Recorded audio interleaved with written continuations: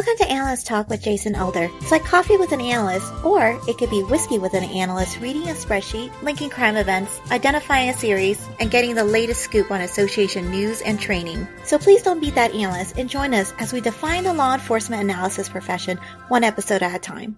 Thank you for joining me. I hope many aspects of your life are progressing.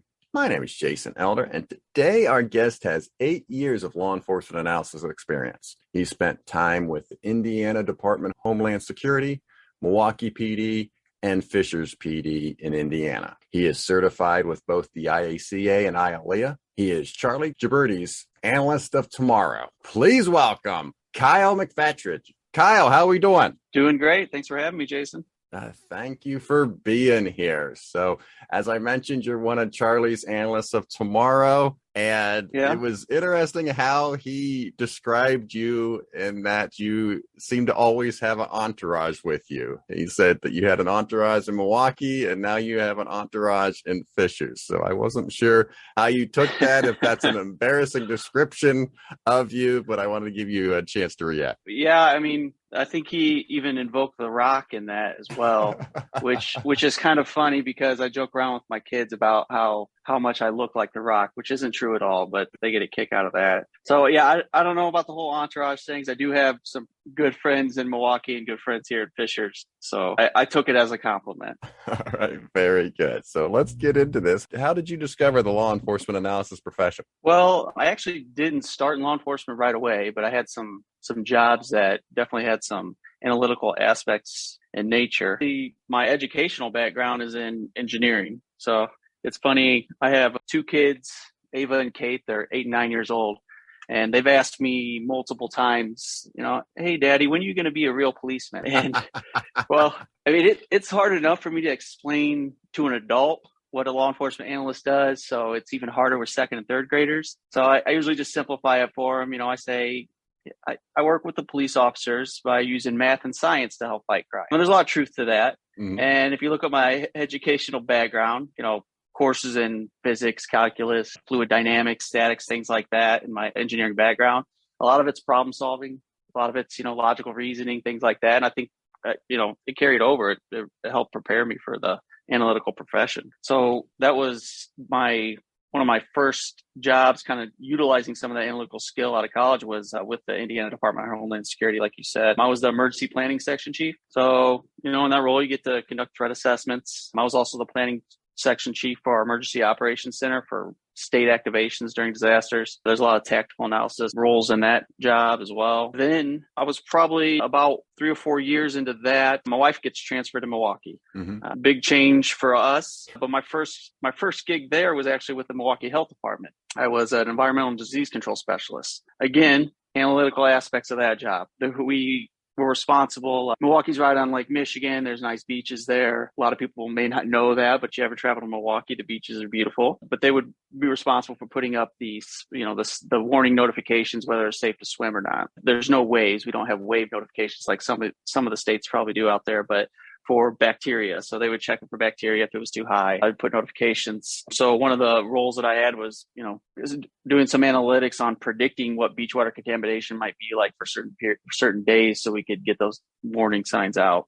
So there was actually a lot of analytics in some of those previous jobs, and those are just a couple that I mentioned. But I always found that was kind of my wheelhouse. Those were the aspects of the jobs that I really enjoyed doing.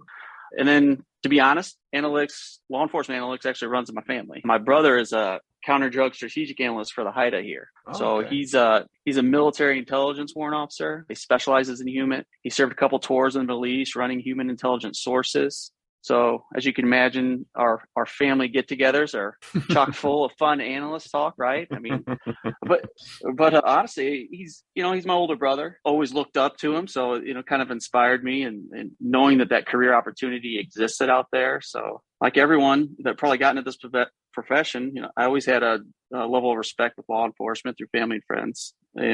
But answer my daughter's question a little bit more. I always knew I didn't really have the capacity to be an officer. That's a really difficult job. It's very different. I thought my contribution to law enforcement and to support law enforcement was better served as being, more in the analytical field. So while in Milwaukee, I wasn't long for the health department. I was there a couple of years, but kind of keeping my eyes and ears open to opportunities out there, and got fortunate that this was going on almost 10 years ago at the time that Milwaukee PD decided they want to make a push for, going data driven, and started hiring a bunch of analysts. And to me, it was, hey, here's my chance to combine my skill sets, what I knew was my wheelhouse, with a passion of mine. So I got the chance, I got the opportunity to work with the Milwaukee PD. And not only that, I got to start under the guidance of two of the best analysts in the country, John Amberg and Stephanie Sickinger. Stephanie's with the FBI now, but those two really created what's still today an amazing analytical capability in Milwaukee. So I was very fortunate to have that opportunity to start there. But then that led me back here. My wife got transferred again. You'll see a theme here, but my wife gets transferred to Indianapolis. And my wife and I are both born and raised from Indiana. So this was kind of a coming home. I had lived in Indianapolis prior to this, so it wasn't as big of a move as going to Milwaukee. We were there for about 8 years in Milwaukee before we came back. And when I was here, at that point, this was my profession. I was a law enforcement analyst, right? I didn't come here thinking, oh man, I need to find a job. Just give me some work. It was, I'm going to be an analyst.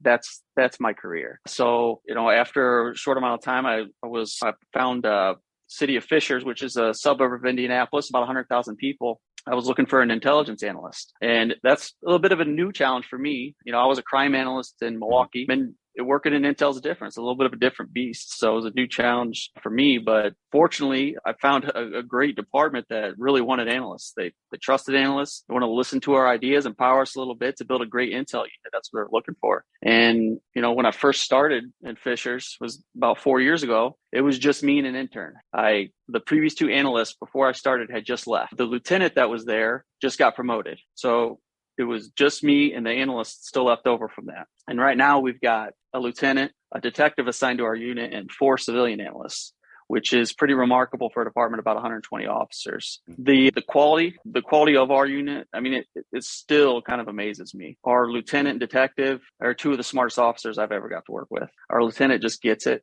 He's been at this PD for a long, long time. He knows how to lead unit. He knows to get the best out of our people. And to me, most importantly, he trusts the analysts. He trusts us to be creative, to make decisions. Our detective, prior experience in intelligence work, working with JTTF and federal analysts, he truly understands the analytical value to our jobs. And then the analysts that we got working now, that's from when I started, all of them bring something unique to the table. Candace Keenan, she's probably the best tactical analyst I've ever worked with. And I've worked with a lot of really great ones, to be honest with you. Sometimes I feel like, we got to strap her to her chair so she won't actually physically go out and kick down doors herself. She wants to see her work all the way through like that. That's just the passion that she brings to the job. Marcel Sanchez was that intern I talked about, right? She was an intern when I started. And, shortly after we hired her on full time, she just presented with me in Dallas at ILE a few weeks ago at the training conference. And not to show my age too much, but she's about 15 years younger than me. So I'm always amazed at how intelligent and, what a great analyst she is at this point.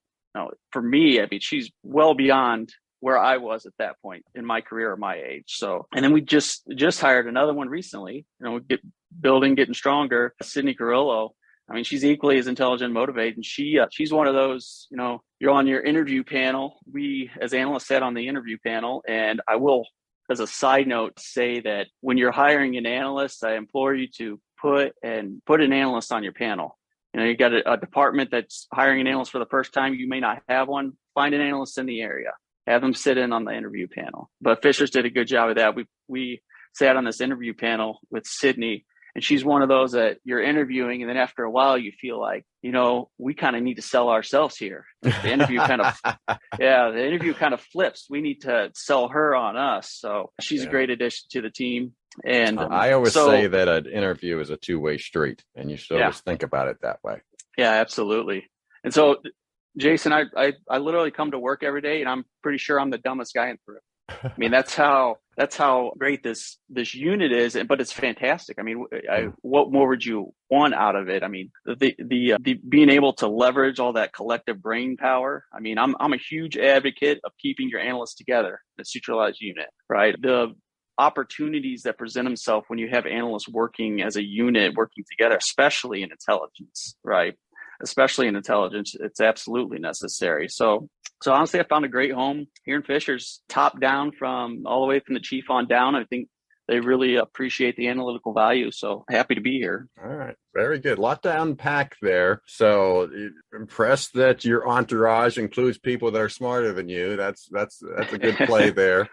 Certainly can appreciate following your wife. I've followed my wife 4 or 5 times as we've zigzagged down the East Coast. Yeah. Back to your major in studying engineering. What did you go into college wanting to be? I would say an architect. Mm-hmm.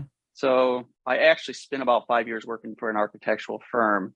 It was kind of just administrative tasks as I was going through college. I then kind of transitioned a little bit into the engineering role of it, because just following architecture is a lot more about design. The engineering aspect of it, the mathematics, the science behind it seemed to start to fascinate me a little more. So I kind of verged into that arena more. So the program itself, I went to the Indiana University, Purdue University in Indianapolis. So the Purdue University School of Engineering in Indianapolis. And it actually prepares you for project management is the big overarching goal of it. And amazingly, a lot of that transitions into a lot of different jobs. But project management can kind of take form in a lot of different jobs that you can get into. And I definitely use those skill sets today. But when I got out, kind of funny, I talked about my passions and everything, right? None of those were necessarily construction or engineering. So I was one of those that got the degree, and said, how else can I use this to do something that I'm really passionate about? And so I actually, when I ended up at the Indiana Department of Homeland Security, the building commissioner's office falls under the Indiana Department of Homeland Security. So that was my first gig to get in there. So it's an odd transition, but that's how I got there. Okay. Now, that was the one question I was going to ask. And then kind of the same thing with the health gig that you had in Milwaukee to begin with. How did you come across that? Or was that just something, as you mentioned, you needed a job? So you're just basically finding the first thing you could find? Yeah. A little bit, but there was a lot of aspects of that job that were related to emergency management. Mm-hmm. And working with the Department of Homeland Security in Indiana, I wrote a lot of state emergency plans. So there was definitely an emergency management role at DHS. So that job in Milwaukee with the health department was kind of filling, that skill set. So all right, that makes sense. And then with your time in Milwaukee, you're in a fusion center, is that correct? Yes and no. Okay. It was, when I first started there, it was called the Intelligence Fusion Center, but it was not the federal funded intelligence fusion centers that we're familiar with. Okay. That was the name, but the fusion center, the federally funded fusion center was in Madison, Wisconsin. So we were an Intel Center. They've since actually changed their name to the Fusion Division. So this was created solely under the umbrella of Milwaukee Police Department? Yes, it was a Milwaukee Police Department Intel Center, yes. Okay.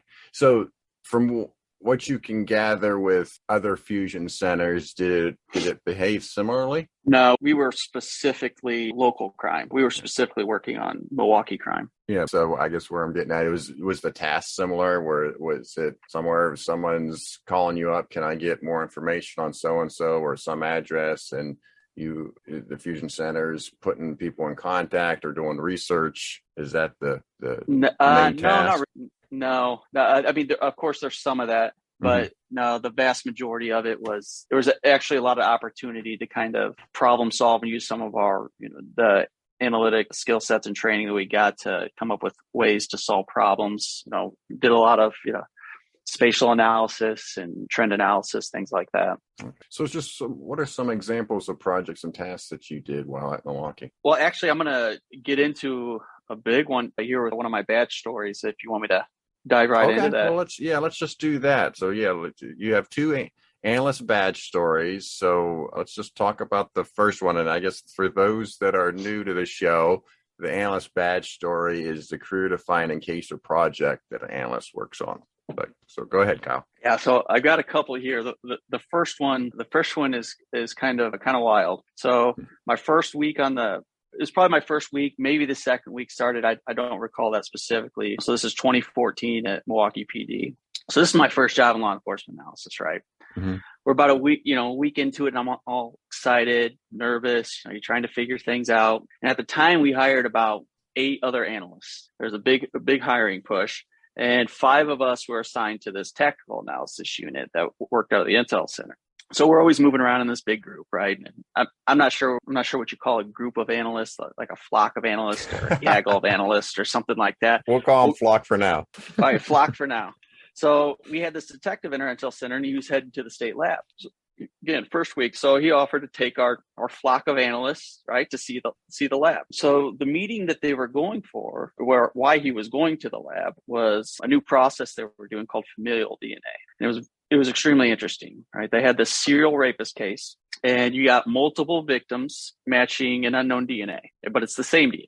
So the concept behind familial DNA was that we knew this suspect DNA wasn't in the system, right? Because they've already ran it, but was to take it and run it against DNA samples. And if there was a certain number of matching alleles, then you knew that it was a close relative, like a brother, a son, a father. So in this case, there was a hit. So we go to this meeting, and then our flock of analysts, we all, return back to the PD, and we continue our training. Well, we happen to be trained on like an older RMS system. And it was one of those systems that they took all the old paper reports and they scanned them in and dumped them into an online database. So we got to figure out how to search them because it's a nightmare. So at the time we're learning how to query all the system, I thought, well, I have a name to work with. And sure enough, didn't take too long. I found a pretty great suspect. So another analyst I got hired was Shannon Kale. She's a friend of mine. Mm-hmm. And I learned pretty quickly. She's also a great analyst. She took up the search with me, right? Both new analysts were like, hey, let's keep digging into this. So we've got multiple databases we're learning. So we're digging up all this information we can, uncovering more substantiation for our possible suspect here.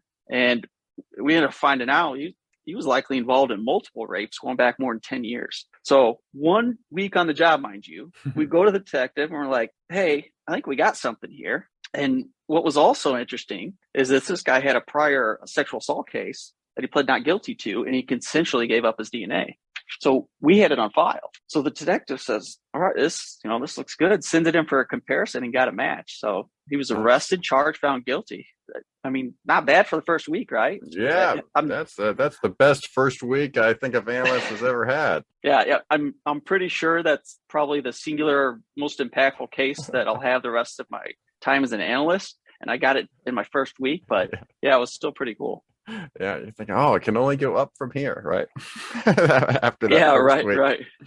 So I guess when you get the familiar DNA, are you just given a name? You don't have any identifiers other than a name? I guess I'm a little confused on why you didn't get him exactly locked in once you had the name to then go back. Well, all you get the name is of a relative. Okay. You don't know if it's a brother, an uncle, a son. So you got the name of somebody that incarcerated that it didn't do it. They didn't do it.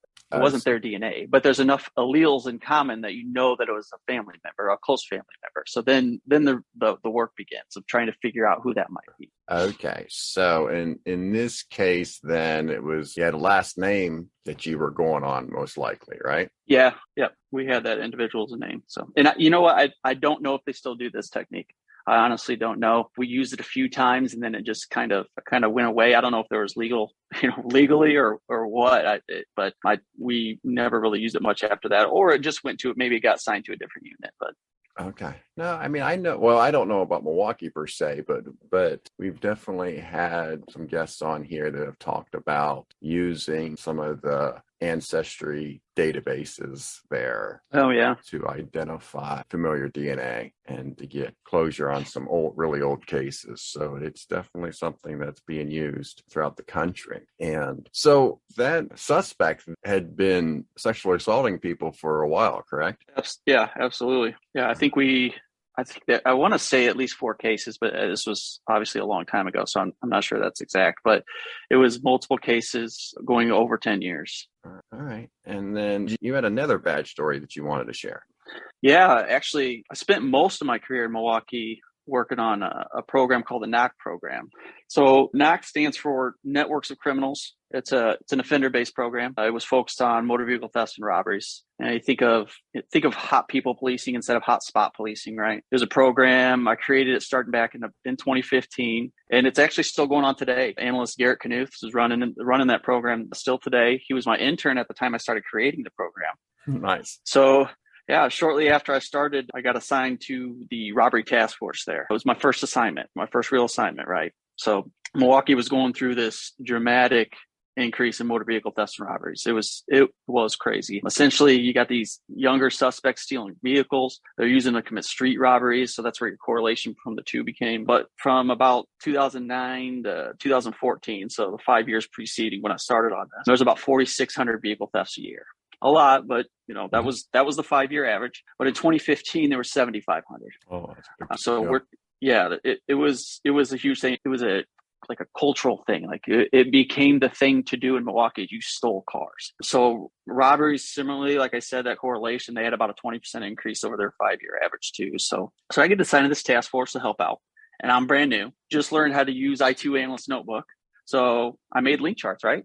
So that's what we do. I was like late summer 2014. We had this task force, had arrested about 8 crews. We got about 35 people. So I threw them up on link charts. I said, you know what, I'm going to throw up their other criminal associates that also, steal cars or commit robberies, So I threw those up there too. And the task force loved it. They'd pick up a crew and they go, look at your chart here. This person was already on it, he or she was already on your chart. And at this point, I'm already thinking, all right, that's great. But that, I didn't really feel like I was being helpful. It wasn't predictive or proactive. It was just kind of, I had them on these charts. So I thought, you know what, I'm going to put all these crews together and all their associates. And then I figured out that of all those 8 crews that they just arrested, they were all linked to each other. Like this, we kept calling them crews. These weren't independent crews. This was a network. So now I thought, okay, I'm onto something here, but how can you leverage this? And that's kind of how Knack was born. So I spent the good part of the next year or so working through how I could create like a sustainable system for identifying and then prioritizing and communicating all these actors so we could kind of get out ahead of the problem instead of just reacting to what was going on. And what I ended up with, was starting with criminal history because that's the easy answer. I'm sure everyone listening at some point as an analyst, you got asked to provide a list. Lists are very popular. Give me that list of top burglars. Give me the list of the top car thieves, the top shooters. But there's a lot of complexities that go into getting a list, creating a list, or the people in custody or out of custody. Have we deconflicted them? Who's going to update this list? How often is it going to be updated? Does everyone on the list need to be wanted? Are we going out and arresting them? What are we doing with? Are there age limits, specific MOs? Is it, anybody that steals anything, or is it retail thefts? Is it, car thefts? So, but we always, whenever we're doing it though, we kind of start with criminal history. So that was the first component of my analytical process to identify it in Knack. And then after that, I realized that, the department records, those records don't always translate to what officers are seeing on the street, right? Oftentimes you'll get just the sloppy crooks that always get caught will end up being on there. So what about like social media information we get from jail calls or the officers themselves on the ground telling you what they're seeing? So that's all qualitative information, right? So I needed to develop a way to take that qualitative information and to quantify it so we could use it for analytical purposes. And so I had that as my second component. And then finally, this network. We quickly, like I talked about, I was putting them in the link chart in I2, and I quickly had over 500 individuals. There was all kinds of connections. And I remember I was trying to figure out the best way to leverage these links, right? I got all these links, we got all these individuals. And then that's when I discovered social network analysis. So I've actually since then been trained to be a certified SNA trainer from the Naval Postgraduate School in Monterey. And if other departments haven't been using SNA or maybe they haven't even heard of it, you really should. I've seen actually there's been training offered a lot more recently. Actually, last month at the conference in Dallas at LEIU, they were doing SNA training. And essentially what SNA is, it's analytical interpretation of your link chart. We all know what a link chart is. Link chart's your visual representation of your data. But that's usually it. It's static. Most of the time, it lacks any real analytical value. But enter SNA, and through a series of matrix mathematics that's way over my head, that's done by a software, you can make judgments on the entities in your network. You could possibly tell who's the most influential, right? Who's maybe a broker of information between groups or clusters in your networks, or who would have the most impact if I wanted to disrupt this network? Who should I target for disruption? So for Knack, because the problem was so large scale, we're trying to talk about changing a mindset, a fad. We wanted to go after the most influential because, we're trying to disrupt this network, and we wanted to be able to reach as many of these clusters within this network as possible. So if you really think about what a knock is, what the program was wrapped around, it's really the concept that's no different than if I went up to an officer and I said, who is out here stealing cars? They'd probably say, you know what? I've arrested Johnny a bunch of times, so it's him. Or he might say, or he or she might say, that shop owner says he always sees Johnny in stolen cars. Or he might say, Johnny's always hanging out with those kids I arrest all the time for stealing cars. Those are the three components. Those are typically what you'd hear from an officer, right? So what we did, criminal history, and what we called intelligence, that qualitative information in our process, and social network analysis. What we did is we just formalized that conversation I just had with the officer. We just formalized it into a comprehensive evaluation over the entire city. And then we do a comparative analysis based on all those factors for those 500 subjects we're looking at. And that's, to ensure that we're prioritizing the right individuals. So I spent probably a good 3 years running the Knack program. And if I'm ever known for anything there, my guess is it would be that. Well, it would be that, or bringing a basketball hoop to the office to shoot hoops during work. So either You're one from of those Indiana, things, of course you would bring up hoops. Oh yeah, absolutely. So I find it fascinating, the social network analysis. I just had Shannon Lyoff on the show last week, and I was just mentioning to her that I think one of the deficiencies in law enforcement analysis right now is that there's not enough science in the products that analysts are producing. We have GIS, but there's no significance tests being running. I hear less and less about nearest neighbor testing going on in law enforcement analysis. And I even mentioned with link charts, it seems like, hey, we use I2 for timelines. We use I2 to display already known links between people, places, and events. I knew of during my time in Cincinnati Police Department that there was this social network analysis that had gone on, and it hasn't taken off as much as I thought it would by now. And so I'm curious to get your take on this topic. Do you agree with me that it hasn't taken off as much as it should, and why do you think that is? Yeah, a little bit. Actually, one of the reasons I'll probably get into a little later, but I think I would agree with you that it hasn't taken up as much as I thought it would. And I say that from the perspective of understanding how valuable it can be or could be. I'm a big fan, a big proponent of it. I think one of the reasons is application is a little bit tough to grasp, at least in my opinion. I think there's certain scenarios that it really benefits and works best in. For example, trying to understand organized crime or a drug trafficking organization or gangs. I think there's a lot of value in there when there's an existing network.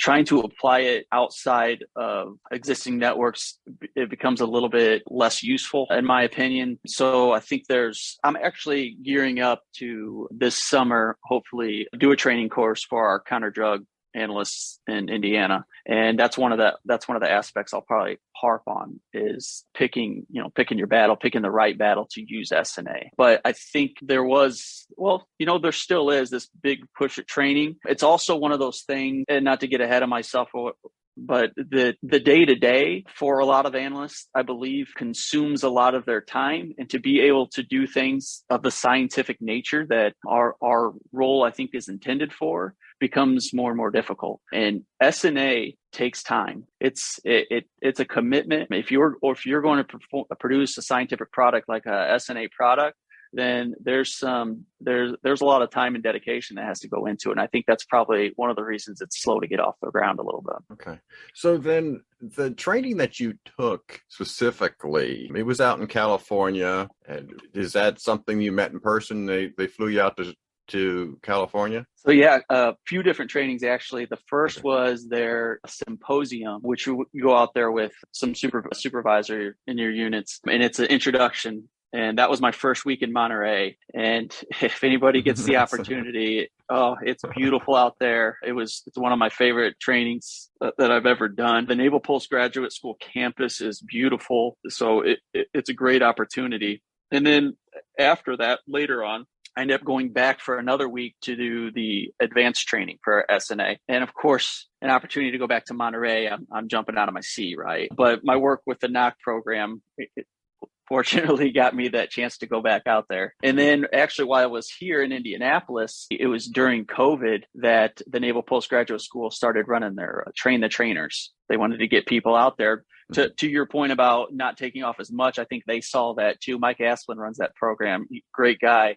And you probably saw that too, like, hey, we need more trainers out there. This is, SNA was a concept that was really done for the military. They would run it on terrorist cells or foreign DTOs. And they said, wow, this is great stuff. How do we get this into local law enforcement, right? And that is a big task. That's a lot of departments. So I think Mike sees that, and the Train the Trainers is one of those solutions. So during COVID, it was all online. Unfortunately, I couldn't get back out to Monterey, but it was a great training again. And so hopefully there's this force of trainers developing all the time out there that we'll get more opportunities to do this. Yeah. So is the software that you mentioned, is that under the Naval Advisement itself, or is that a third-party vendor that supplies the software that you're using? There's actually multiple free software opportunities out there. Aura is the one that they typically train on. That's developed by Carnegie Mellon.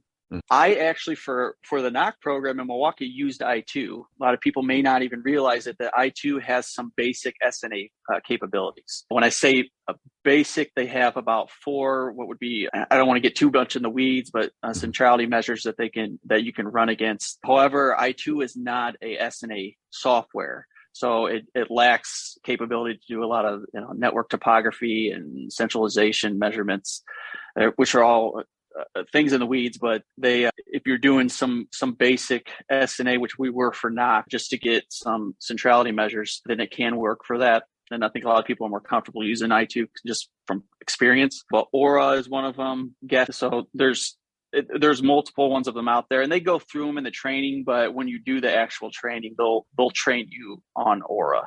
All right. I am still battling with this idea that I think there's almost too much data out there, that I think an analyst could spend all of their day just on social media and, working leads up on social media alone, let alone all the other different data sources that you have to your disposal. And it just will be like a fire hydrant to the face kind of thing, where if you're not careful. And how do you judge what's important and what's not important? And it really seems like this social network analysis is a way to scientifically go through and help the analysts and detectives make better decisions on their data. Yeah, agreed. So what I'll do there, if you are at all interested as a listener here in this topic of social network analysis, we'll get some contact information from Kyle, and along with some additional links will be in the show notes, and you can certainly follow up and get more information on the topic.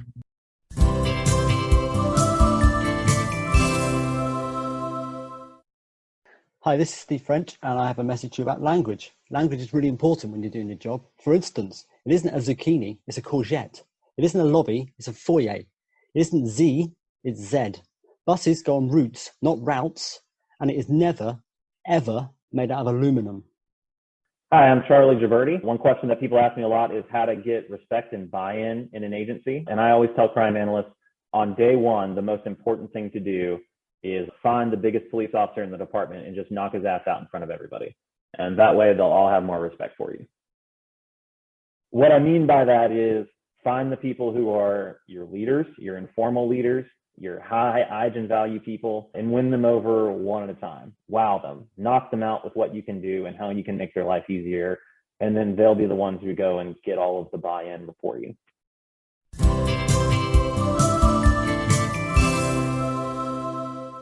As you mentioned, you leave Milwaukee to head home to Indiana. And again, it sounds like you followed your wife, but I found it fascinating, your words that at this point in time, you are now an analyst, right? There's no other profession that you're looking for now when you come back to Indiana. Your focus is on becoming a law enforcement analyst to continue your career.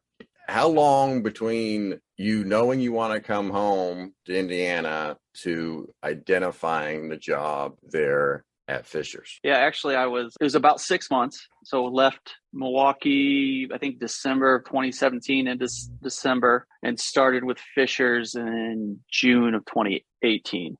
So we spent the first 3 months here living in a hotel. Oh, wow. And yeah, a lot, some people hear that and they go, oh, that'd be nice. You don't have to clean. You got a pool, breakfast in the morning. It was nice for a couple days, but you got to keep in mind too, I had what would have been 3 and a 5-year-old at the time. I was just say they're fairly young. So yes. And so my wife's working. So it's me and my 3-year-old and 5-year-old in a small hotel room for 3 months most of the time. So it was not glamorous at all, but yeah, we survived that. So that's interesting too, because my wife and I have always done it where she goes off first. I stay behind and figure out how I'm going to get a job wherever she's moved. And it got to the point when we were leaving Nashville to Tallahassee, there was years that I was with the kids, and they were about the same age as your kids were. So they were like 2 and 5 at the time when I was playing a single dad. So I can totally appreciate what you're saying here. Yeah. I mean, we probably spent a few weeks before we ended up meeting her in Indianapolis, but she was missing the kids, and it was time. I really, was eager to get into the job market too. So I wanted to get up there, get my resumes out, and start making as much contacts as I could. So then Fisher's comes along, would you say about 120 officers? Is that what you said? Yeah, about 120 officers. And we're just pretty small, but you have quite a number of analysts, which is good. And you mentioned that you're a proponent of centralization. And do you find that centralization will work given a certain size and maybe even geographic area? Because I know when talking to analysts out on the West Coast, sometimes they're part of an analytical unit that's county-wide, and their offices are 2 hours apart. So they struggle to be centralized in that format. And also, but in terms of size, it also gets to the point where it may be difficult to be centralized if there's so many people or so much crime in one given area. And so do you feel that centralization works because of its size? Not necessarily. Because this was actually something of a topic in Milwaukee. So even before Fisher's, we had, 7 or 8 districts in Milwaukee. So geographically, it's broken up into districts. So when I think of in the terms of centralizing your analysts, that doesn't necessarily mean centralizing assignments. You could be physically centralized or physically working in the same area and be assigned to different geographic locations. So there's opportunities where there was always a pull in Milwaukee of this kind of, hey, we want the analysts in our district headquarters, to pull them out of that central area and put them in the district headquarters. And the reason that we advocated against that, and I still to this day will, is for one, analysts aren't all cut from the same cloth. We don't all carry the same skill sets, right? I mean, we had analysts that were great with GIS. We had some analysts that didn't know how to use it at all. We have analysts that are great with data analysis. Some that would, don't want to touch a crystal report or any kind of reporting system at all. You can't, if you separate those skill sets, you're losing capability. Your analytical capability takes a big hit. So keeping those skill sets together allows them to play off of each other. Now, that doesn't take away from the fact that you could be assigned a geographic area and then pull in those other resources as needed.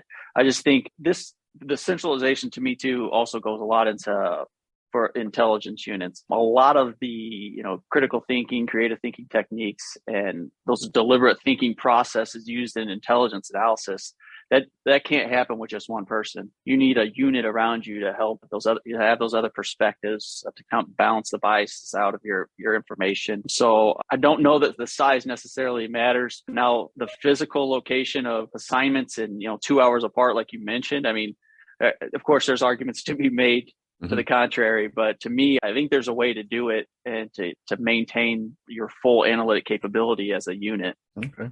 Interesting. So, and then also you mentioned that you're crime analyst up in Milwaukee and then come down to Fishers to be an intelligence analyst. So how did the tasks differ from one to the other? Well, as a crime analyst, especially, in Milwaukee, like I said, I worked on Knack most of the time. That was where most of my work was done, but there was other things that I would do. And I think a lot of our tasks as a crime analyst, you spend, we're trying to figure out what the problem is. In intelligence analysis, or not intelligence analysis, but intelligence writing, they talk about the what and the so what, right? You're trying to figure out what's going on and why it's happening, why I should care about it. The crime analysis piece is that what. It's a big part of that what. Your temporal analysis, your spatial analysis, your trend analysis, patterns, social network analysis. I mean, there's different opportunities there to help you in a scientific manner figure out what is going on. Let's help identify the problems. And in intelligence analysis, the tasks are a little bit different. There's a lot more of the why. I can try to figure out the why through intelligence analysis processes without all the analytical capabilities of a crime analyst, but I'm glad I have. I think there's a marriage there that should be a bigger part of a lot of intelligence units, because being able to define the what is going to drive my so what. Why is this happening?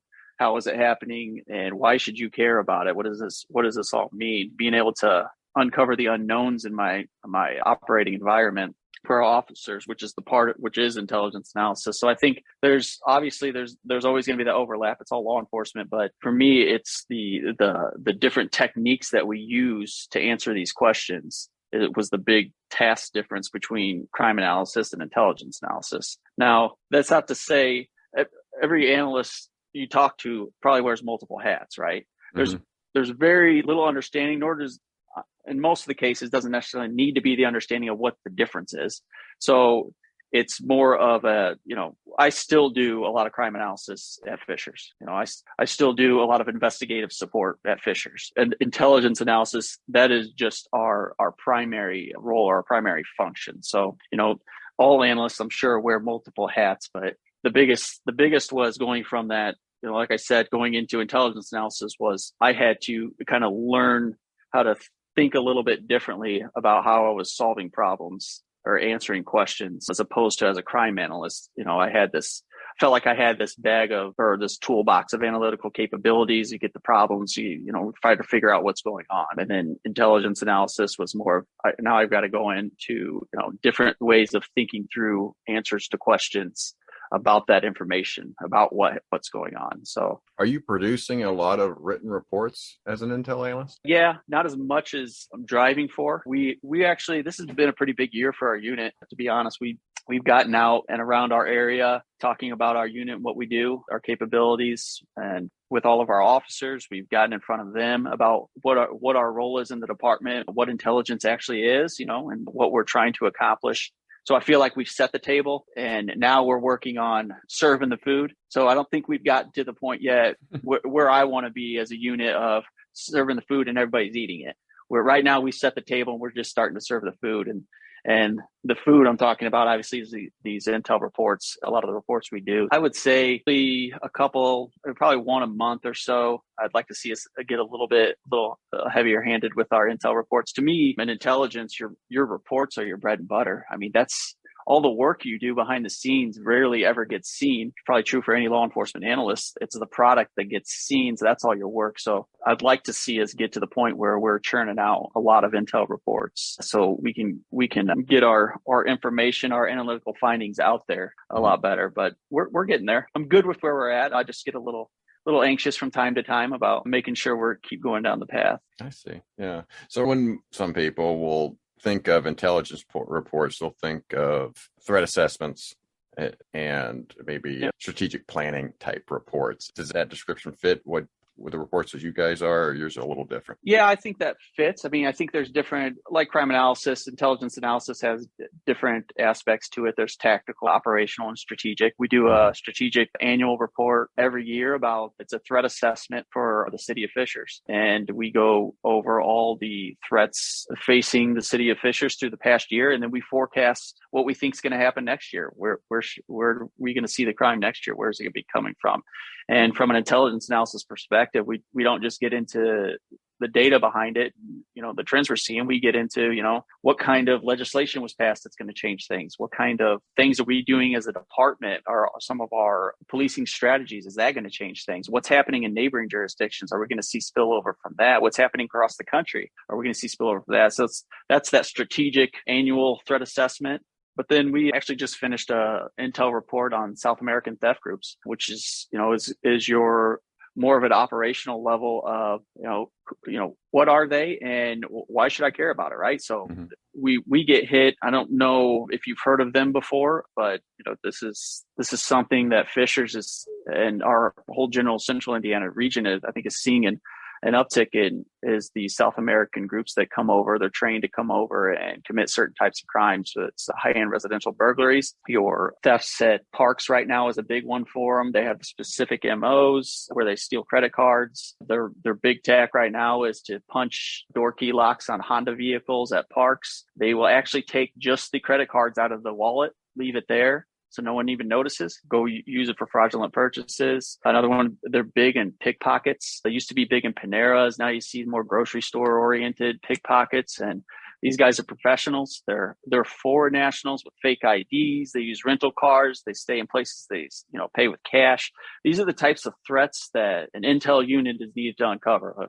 These are unknowns in our environment that before just you look at it and go, it's another theft, it's another burglary, these crimes happen. But to really understand the threat, the level of threat, then we can start figuring out better ways to attack that threat. So I just hadn't disseminated yet the intel bullet or report on South American theft group. So it's about a 12-page report that goes through all the tradecraft they use, the different ways they commit their crimes, and where we've seen them in Fishers and where we've seen them around us and what might be coming down the road. So that's kind of the different levels of reports we do. And then we'll also kick out intel bulletins as well, which isn't your in-depth report. We're not getting so operational with that. It's more of a tactical thing. Most recently, probably about a month ago, we've been subject to, a lot of states have these thefts where these crews from Houston, Texas are driving across the country. They'll steal a pickup truck. They'll use these large tow chains. They'll hook it to the ATM and they'll rip it right out of the ground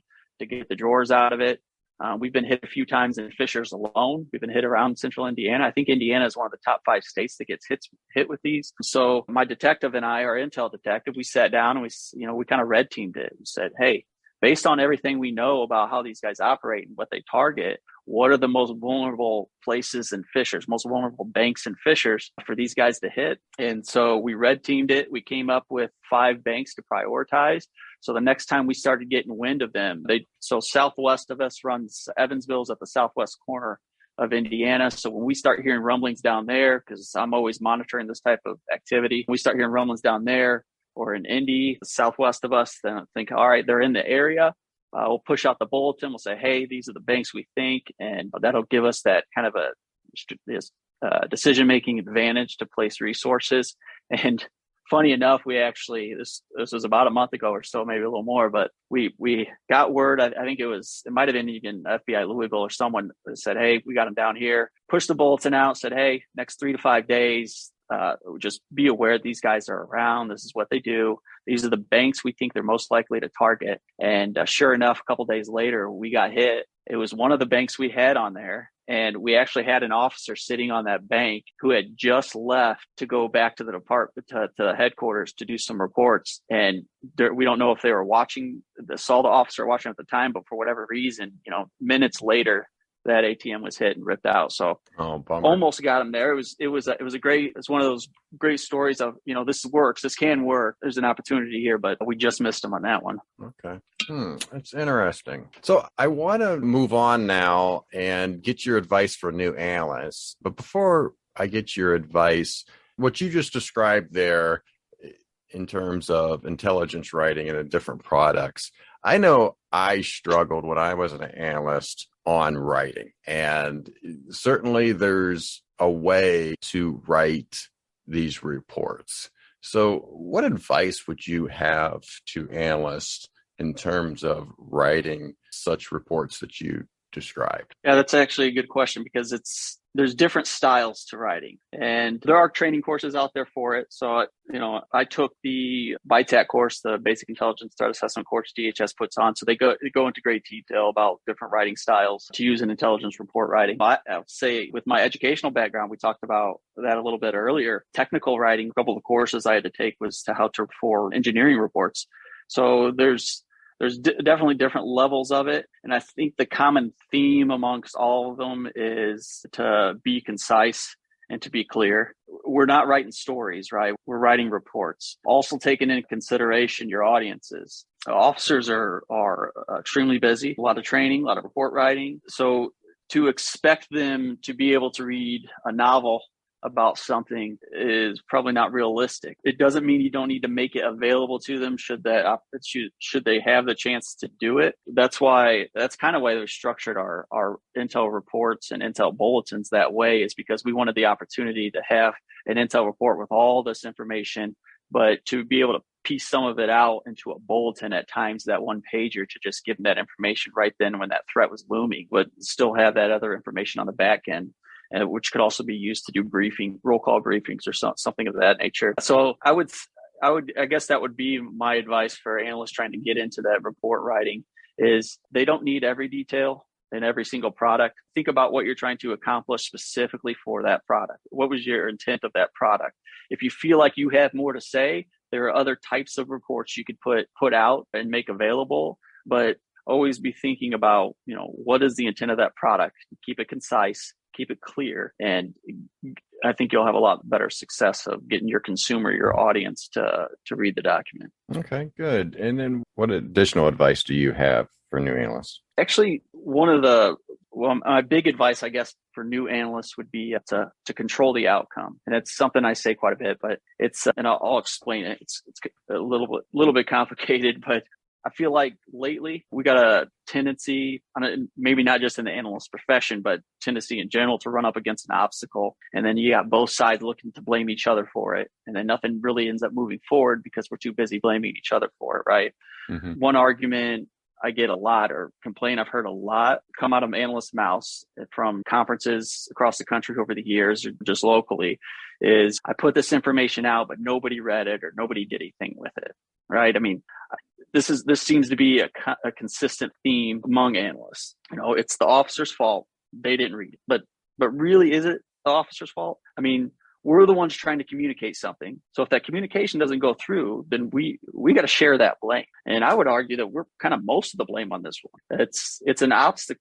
This is an obstacle. And instead of, accepting it as our reality, we need to find solutions for it. So we're analysts. That's what we do. We find solutions. I was actually reading Reader's Digest last week. And yes, You're really showing your age there. Yeah. Well, I actually get that magazine mailed to my house, and it's kind of funny. I was probably getting a Reader's Digest for a few months, and my wife looks at me. She's like, "Did you order Reader's Digest?" I said, "No, I have no idea why I'm getting this." So it turns out my grandma, who's the sweetest woman in the world, she's in her 90s. She got me this subscription for my birthday, and she forgot to tell me about it. So I'm getting these Reader's Digest in the mail. So thank you, Grandma. I love you. I'm sure she's never going to listen to this, but I do read them. And I was reading it last week, and there's a section about, making these small changes to change your life or something like that. I'm paraphrasing, but one of the people in there was like, I switched from regular rice to cauliflower rice, and it changed her life. Mm-hmm. And spoiler alert, I eat cauliflower rice, and it's good on its own merit, but it does not taste like regular rice. So, but the other one that I was reading was written from a wife's perspective. She was talking about how difficult life was. Her husband would work all day. He'd come home. He's frustrated and angry. She was with the kids all day, and she was tired and frustrated. So he'd get home, and then they just fight, right? They had bad days. They take it out on each other, and they would just fight. So, to the point of thinking about a divorce. So she decides, when he gets home, from now on, I'm going to smile. I'm going to talk about something positive before we get into all these frustrations, right? She says it saved their marriage, changed their whole environment. They're able to talk, have an open conversation, and then they eventually get into how crappy their days were, but in a cordial manner. So she took the high road, right? No blaming. She didn't admit it was her fault. Just identify the problem and control the outcome. We don't always have to assign blame to solve problems. No one reads my product issue. Some people believe it only matters what the analysis is, right? No one cares what it looks like. You slap it on a piece of paper and send it out. I think this is wrong. I thought this for a long time. I think they care. I think even when they say they don't care, they may not realize they care. I mean, no one tells you this, but an analyst in law enforcement, you're a sales. You sell your products. You sell yourself. You got to sell your unit. You got to sell your profession a lot. And I think, we think about all the hundreds of millions of dollars companies like Apple or Nike or Amazon, they spend on advertising and marketing and branding with their logos. I mean, there's scientific ways to get people to subconsciously read your advertisements, so they'll spend money on it, right? But we seem to brush it off a little bit. But if your audience isn't reading your products, you got to find another way. And when I talked about the Knack Program, when I used to present that, I presented at a couple conferences, and I actually spent some time talking about product development because I always thought it was undervalued. And I talk about the menu approach to product design. So, everybody's been to a restaurant, right? You get to the restaurant, you're sitting down, you got to open the menu. Sometimes you're distracted, you have friends, you're getting drinks, you kind of glance at the menu. But next time you're at the restaurant, notice the visual cues built into a restaurant menu, right? There's these highlighted boxes. There's staff choice. They got a little star that says this is the staff's favorite. I can guarantee you they do not poll the staff every week to find out what their favorite dish on the menu is, and then reprint all the menus to make sure it's accurate, right? There's these, what they call them, bursts, these little designs around things. They do that because those items have the highest markup value. They're going to make the most money on those items. And you probably never noticed it before. I know this exists in the menus, and I still do it. It still draws my eyes, and I still go to those items, and I end up buying them. And it's visual cues. It's subconscious visual cues. There's a science to the way that products are put together. I mean, businesses have figured this out for years. There's no reason we can't adopt that. Learn your audience. Play off of their comforts. We send a new knock bulletin out every week. And there's a knock box, right? It's the person in the box. I designed it after a Wisconsin driver's license. It's formatted and laid out the same way. Why? Because that's what officers are familiar with looking at. They know where all that information is. They can quickly read it. NFL football on CBS. They have these like floating heads with their name and their college and height and weight underneath of it. I stole that. I stole that design and I threw it into a recurring officer safety bulletin we do at Fisher's. Why? Because I'm betting most of my department's NFL fans. It's a comfort level. It's things like that with visual cues that, you can reach a wider audience. People are going to look at things differently.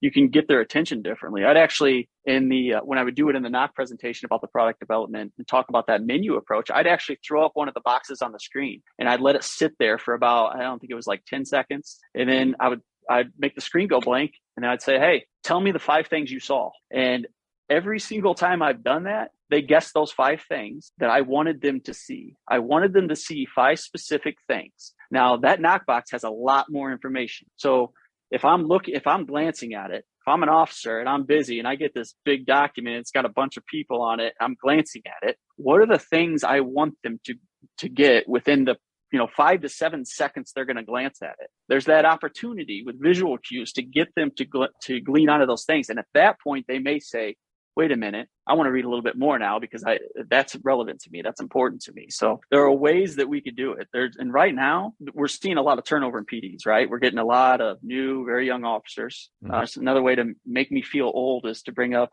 new officer that looks like they just graduated high school. But they consume information much differently than the older officers do.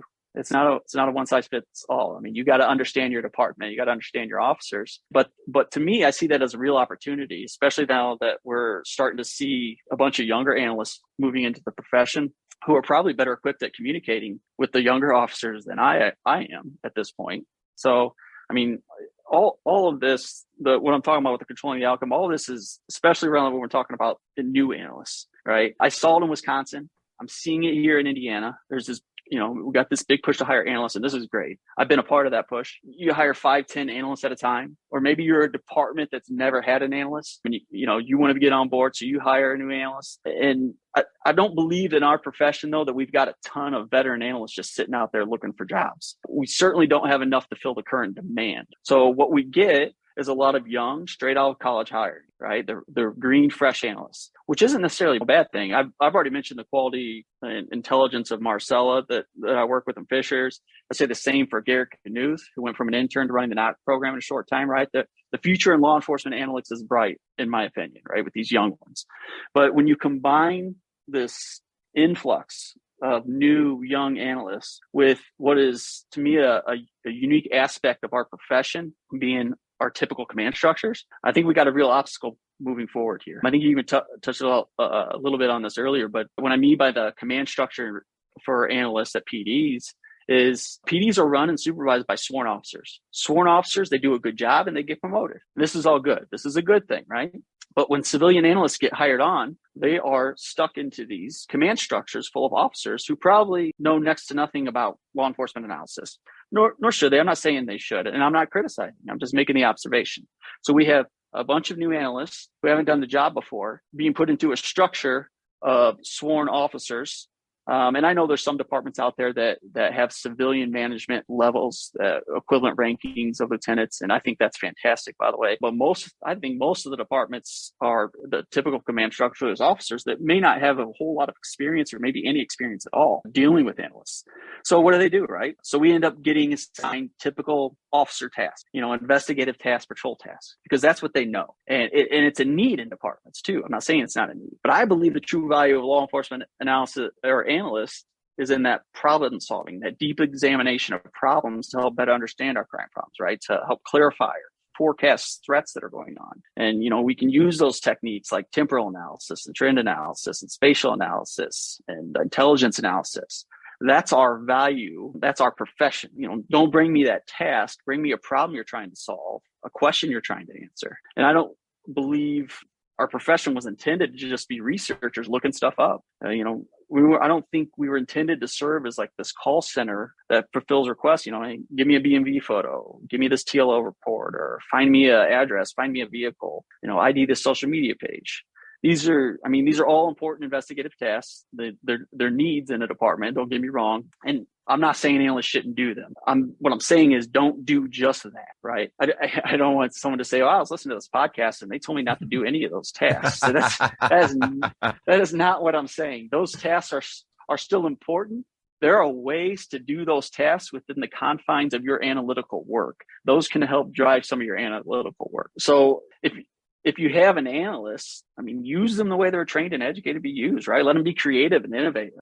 I think we've gotten a little bit complacent with that role at PDs, where we're just essentially looking stuff up all day. And this is an especially difficult obstacle for new analysts to overcome, right? They don't know any better. And they have a supervisory structure around them that likely doesn't know any better either. So, that's actually the point of what I was trying to present in Dallas last month at IALEA. So Marcella and I called it a structure for effective intelligence analysis and local law enforcement, kind of a word jumble there. But, we went into great detail about what intel is and how our unit is structured to do intel work. So the idea behind it wasn't, hey, everybody, look, this is how you're supposed to do it. This is the right way to do it. What I was trying to get to was I wanted to invoke that thought process about the work that analysts were doing. Think about the work you're doing. And if your unit was even set up in a way to allow you to fully use your analytical skills. I am a full believer in the value of intelligence analysis and crime analysis at PDs. But we have to actually do that work for it to work, to show the benefits. Yeah. And actually, I should mention, when I first came to Indianapolis, before I started at Fishers, and I was job hunting, I was in communication with Christopher Bruce. I don't recall why we were in communication, but he told me he was in Indianapolis to teach a course out at our state's law enforcement academy. So he asked, hey, would you be willing to come and speak for a couple of hours on the Knack Program? I think he was familiar with it from other conferences. And of course I said, yeah, that'd be great. So the class he was teaching, I think it was being run by the Bureau of Justice Assistants. And it was how to set up an analytical capability at a PD. The target audience was law enforcement supervisors. And I thought, this is a great idea, right? He had he had officer supervisors coming in that had experience working with analysts come in and teach. And, I wish I could have stayed for the whole thing. But if you recall, I was unemployed at the time, living in a hotel room with 2 small children. So getting out for more than a couple hours at the time was really tough. But just leave them by the pool, right? Yeah. Oh yeah. They probably wouldn't even know I was gone. But yeah, I feel like we need more of that. Right. We need more of that type of getting out there and educating.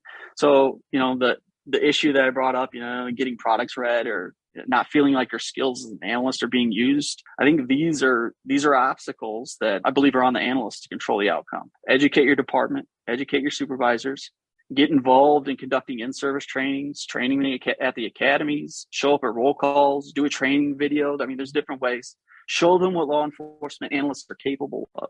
Control that outcome. Right. That is great advice. There's a lot there. And you mentioned Christopher Bruce and wanting you to talk about the Knack Program. And I just wanted to mention that you were the 2017 recipient of the IACA Innovation in Crime Analysis Award. For your efforts there. That's the Steve Gottlieb and Alpha Group Award that's given every year at the association's conference. So congratulations on that recognition. Thank you. All right. So our last segment to the show is Words to the World. And this is where you can promote any idea that you wish. Kyle, what are your words to the world? Well, my words to the world are happy hour. And I know that's a very profound words to the world. But no, I'm not promoting drinking, although I'm a big craft beer fan myself. But I feel like if you ask any of my former or current coworkers about me or what I do, they'd probably say, oh yeah, he's the guy that organizes the happy hours. And there's a lot of truth to that. I talked about centralizing units and the teamwork environment of analytical units. So analytical units, especially the intelligence units, are only as good as that team. And that's not a cliche to me. That's the truth. Our processes, our critical thinking techniques, creative thinking techniques, they only really work in a collective group environment. So Friday happy hours are an opportunity to strengthen that aspect of your analytical process. I know that sounds odd to say, but you go to get a drink after work outside the office. People are more relaxed. Most of the time people are different outside the office. It's an opportunity to step away for a moment, from what it otherwise can be a stressful job. So having that level of comfort outside the office to talk freely, get to know each other, I think that carries over back into the workplace to really keep communication flowing. And you get to know people. You don't always have to talk about work. I made a lot of friends I still have today through happy hour. And so my words to the world are happy hour. And that may be the best advice I've ever given. So Here. All right. Well, very good. Well, I leave every guest with you've given me just enough to talk bad about you later. But I do appreciate you being on the show, Kyle. Thank you so much. You be safe. All right. Thanks, Jason.